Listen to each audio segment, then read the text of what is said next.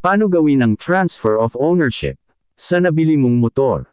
Para siguradong panatag ang loob mo sa nabili mong motor at walang aberya at masasabi mo na sayo nakapangalan ang insurance at dito mo masasabi na sayo na talaga ang nabili mong motor pag nagawa mo ito. Ayaw mo naman siguro na nagbabayad ka ng insurance pero hindi sayo may pangalan. Ito ang mga dapat mong gawin. Ihanda ng mga sumusunod. Original copy of ORCR, Deed of Sale, 2 valid identification card with 3 signature nyong dalawa.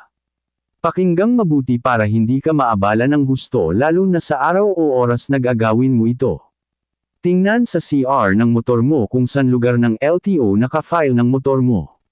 Mother file kung tawagin. Dun ka pumunta para sigurado isang araw lang ang lahat ay matatapos mo.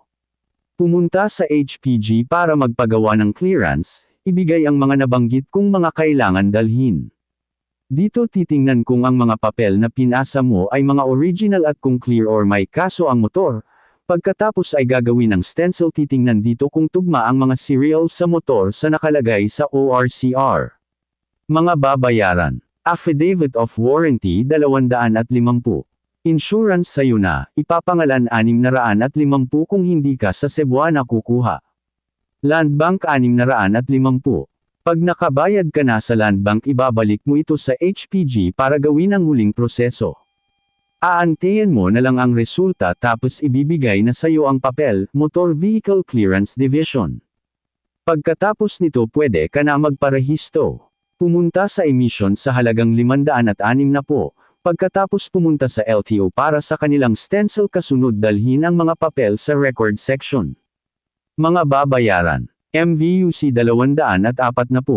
Penalty late transfer 150 kung hindi agad ito na proseso simula nung nabili ang motor.